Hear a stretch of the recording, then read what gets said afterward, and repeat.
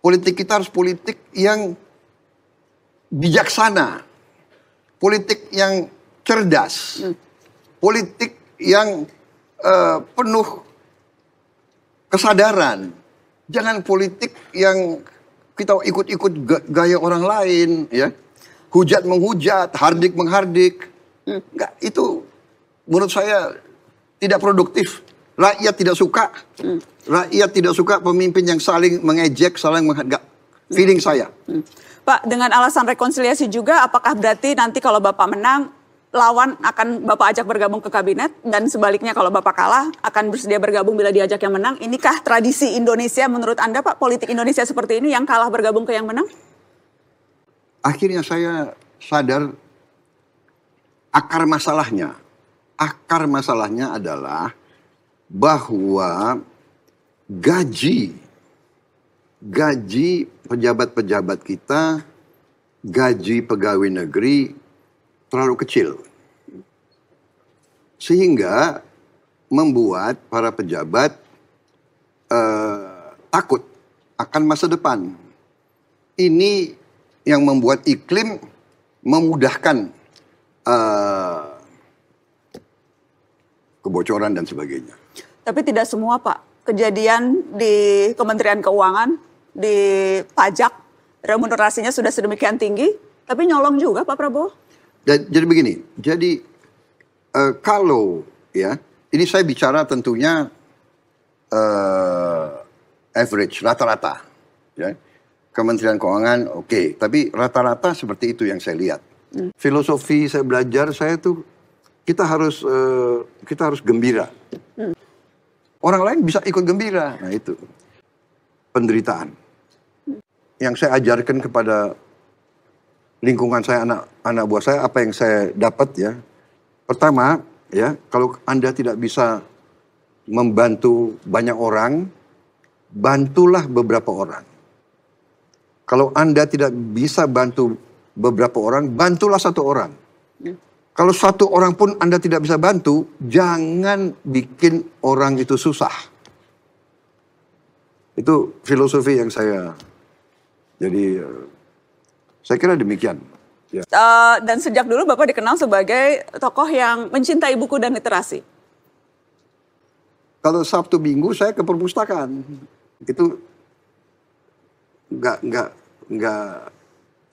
tebal, ringkas, tapi pelajarannya itu membangkitkan semangat saya. Luar biasa itu buku. Saya sarankan ya, anak-anak muda yang ingin maju, yang ingin ya kan sukses, baca buku itu. Bintang film, ya, penyanyi dan jadi ini elektoral bagaimana? Dan mereka yang bukan aku yang cari mereka yang cari aku. Dan mereka yang bukan aku yang cari mereka yang cari aku. Kalau pemimpin-pemimpin kita bisa rukun, bersatu dan kompak, Indonesia akan bangkit luar biasa.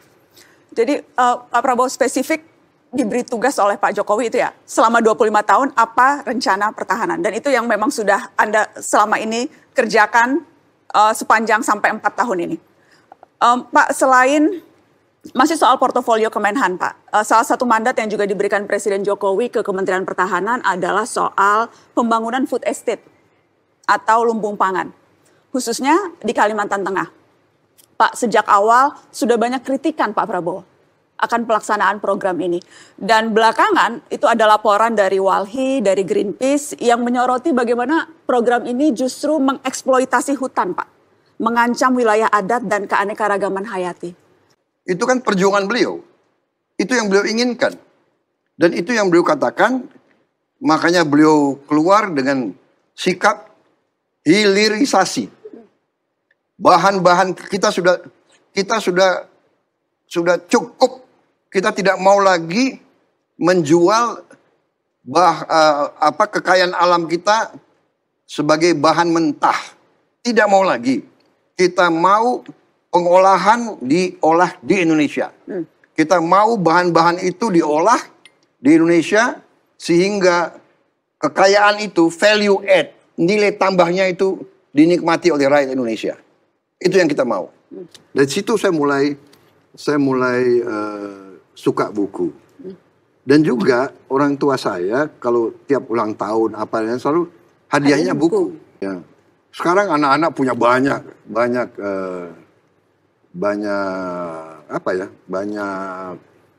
sumber-sumber pengetahuan yang lain. Tapi dulu kita buku. Kita dulu kalau mau bikin karya-karya di sekolah dan sebagainya harus ke perpustakaan untuk research dan sebagainya. Dicatat ya.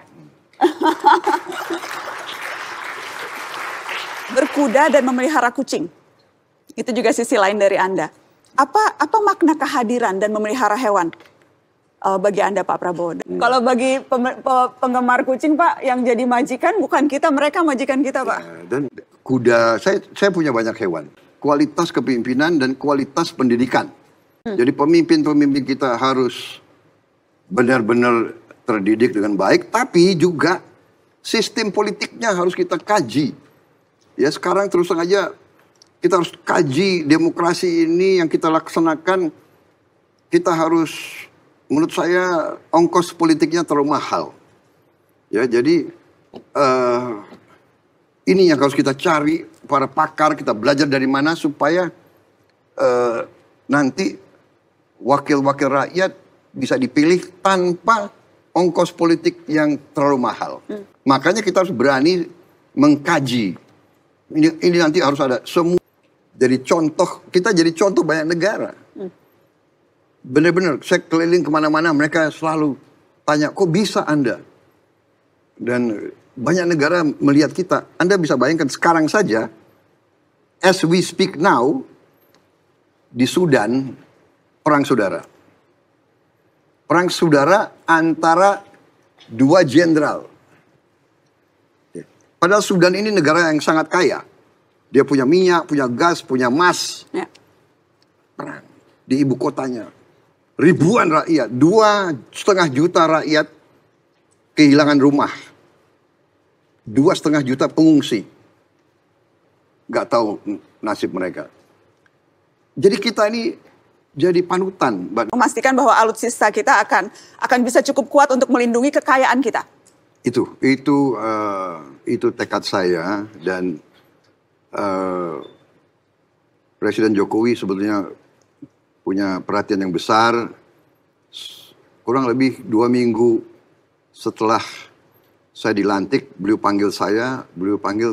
sampaikan begini, Menhan, saya minta rencana jangka panjang. Tolong buatkan saya rencana utuh 25 tahun. Karena saya ingin bagaimana pertahanan kita untuk 25 tahun. Saya agak tertegun.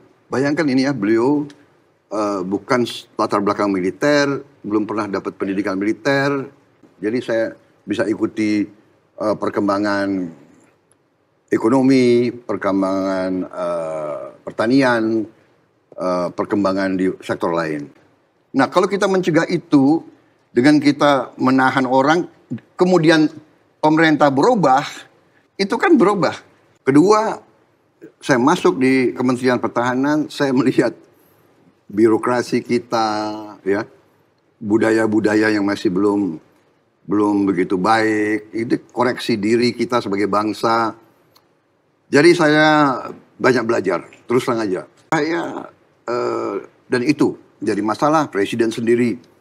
Jadi Pak Prabowo merasa tidak perlu lagi menjelaskan apa latar belakang, apa konteks peristiwa ketika itu? Saya kira kan sudah 4 kali saya jelaskan, sudah ada semua di rekod public domain. Iya kan? Jadi bagaimana? Iya kan? Dan ini saya kira narasi yang akhirnya kita bicara masa lalu. Ya kan, ini 30 tahun yang lalu dan sebagainya. Memang ini sesuatu yang tidak enak. Dan itu mengganggu saya, tenang. Tapi ya itu harus hadapi, itu risiko seorang prajurit. Ya kan? Itu risiko saya. Banyak rekan saya, banyak anak buah saya malah hilang tangan, malah gugur. Ya. Tapi Bapak bahkan tidak ragu menunjuk mantan personil tim Mawar yang pernah dihukum di pengadilan militer menjadi anak buah Bapak, menjadi pejabat di Kemenhan. Apa mimpi Prabowo kecil ketika itu ya Pak? Dan apakah mimpi itu sudah terwujud? Dan sementara itu saya ingin menjadi seorang panglima. Seorang panglima yang bisa membela bangsa dan rakyatnya. Itu memang mungkin karena suasana waktu saya kecil kan, ya di mana kisah-kisah heroism. Ya, tapi begitu proses selesai kita patuh. Ya, jadi itu masalahnya. Dan pada saat ada tawaran rekonsiliasi, saya berpikir dan saya menilai insting saya bahwa rekonsiliasi itu jalan yang terbaik. Makanya saya putuskan ya, rekonsiliasi. Dan motivasi utamanya rekonsiliasi? Ya, saya kira itu sesuatu yang luar biasa, ya. Itu sikap negarawan dari Pak Jokowi luar biasa, dan itulah yang sekarang jadi panutan banyak negara. Ya. Pak, saya mau ada video yang menggambarkan soal itu. Kita mau lihat dulu cuplikan video berikut ini. Saya ini 2 kali wali kota di Solo menang, kemudian ditarik ke Jakarta, gubernur sekali menang. Kemudian 2 kali di pemilu presiden juga menang. Mohon maaf Pak Prabowo.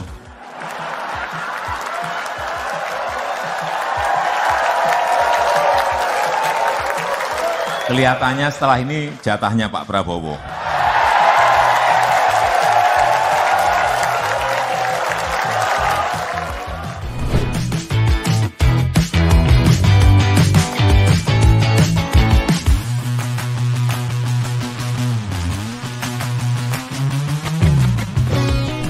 Pemimpin ke depan seperti Pak Ganjar Pranowo, yang paling penting itu memang nyali itu nomor 1, berani itu nomor 1, berani dan punya nyali.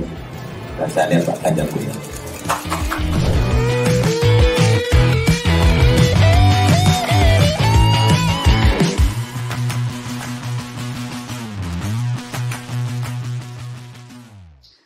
Pak Prabowo. Tapi Presiden Jokowi kerap juga menunjukkan dukungan kepada Ganjar Pranowo. Bapak merasa diduakan tidak, Pak? Tadi saya katakan ya, jadi seorang pemimpin nasional kan dia punya banyak pertimbangan, ya, dia harus menjaga keseimbangan, dia harus menjaga stabilitas dan sebagainya. Saya kira wajar itu. Sesuatu yang wajar. Ya. Jadi Bapak tidak mau terlalu GR juga bahwa Pak Jokowi memang hanya cinta mati dengan Prabowo Subianto. Saya tidak mau GR. Saya menunggu lanjutan jawaban, Pak. Tidak mau GR. Saya tidak mau GR. Tapi kalau berharap boleh kan? berharap. Nah, Ya, apa ada larangan berharap? tidak ada larangan, Pak. Ya, oke. Jadi berharap boleh kan? berharap tapi tidak Ya, GR. saya berharap Anda dukung saya. Tapi Berharap boleh kan? tapi ada tapinya, tidak boleh GR, begitu ya, Tidak Pak? boleh GR. Tidak boleh GR. Tadinya itu Ya tadinya, tapi sekarang nggak bisa kan? ya. Karena tadinya berharap posisinya wakil presiden, Siapa? Mas Ganjar. Dan itu tidak mungkin karena sudah dicalonkan oleh PDI Perjuangan. Kalau Anda tahu peristiwa-peristiwa itu, kalau kita bicara lagi peristiwa-peristiwa itu juga ada suatu proses di mana dari versi kita sebagai pejabat, sebagai aparat waktu itu, ya kan, kalau ada kasus atau ada suatu komplotan, kita harus mencegah itu kan. Tapi bahwa niatnya itu adalah untuk mengamankan rakyat, untuk mengamankan bangsa. Dan ini sudah berkali-kali dijelaskan. Ya. Bapak bilang, di ruangan ini saya diberhentikan sebagai prajurit, tapi di ruangan ini pula saya sekarang melakukan tugas sebagai Menteri Pertahanan. Itu dari kecil saya ditanamkan itu oleh kakek-kakek saya, orang tua saya dan sebagainya. Ada nggak? Karena sekarang kan lagi ada Pak, kenapa saya tanyakan Pak, di Mahkamah Konstitusi sekarang sedang ada upaya untuk mengubah undang-undang yang mengatur soal usia atau batas usia calon wakil presiden. Jadi saya bertanya itu karena ada upaya legal konstitusional yang sedang diusahakan oleh sejumlah pihak untuk memungkinkan Gibran Rakabuming Raka masuk dalam kontestasi. Jadi konteks saya bertanya didorong karena ada presiden itu Pak Prabowo. Dan Anda sudah menjawab. Baik. Kalau begitu saya mau pindah ke bagian akhir dari perbincangan ini Pak. Bukan soal mata bowo Pak. Tapi soal yang ini.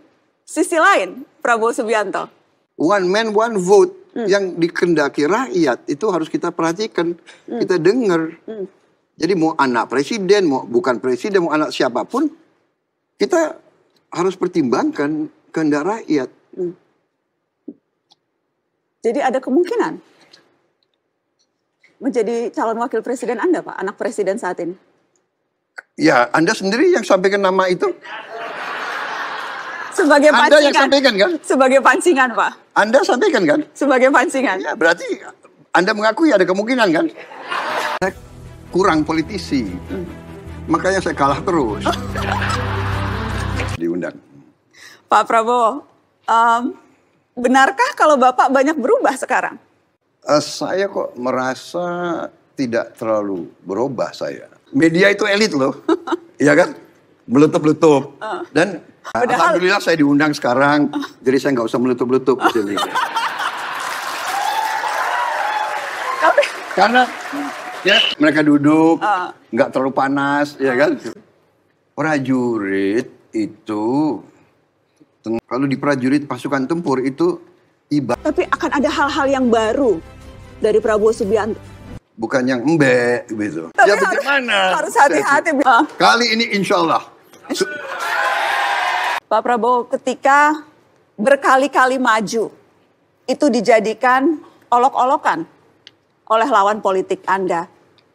Disebut Prabowo Subianto itu terlalu ambisius, berkali-kali kalah, tapi nekat maju terus. Anda terganggu tidak dengan itu, Pak? Apa ya? Pengalaman saya ya,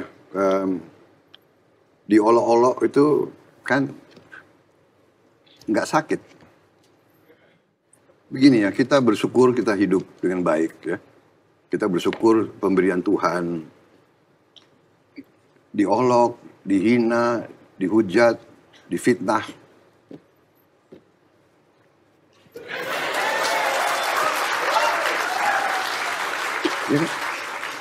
Ya, saya benar-benar, saya itu bukan, kadang-kadang kita, ya istilahnya siapa sih yang suka diolok, siapa, tapi sudahlah gitu.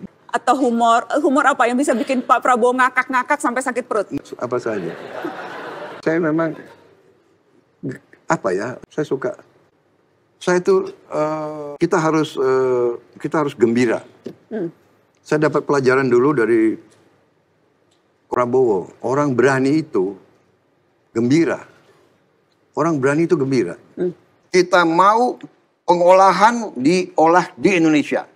Kita mau bahan-bahan itu diolah di Indonesia sehingga kekayaan itu value add, nilai tambahnya itu dinikmati oleh rakyat Indonesia. Itu yang kita mau.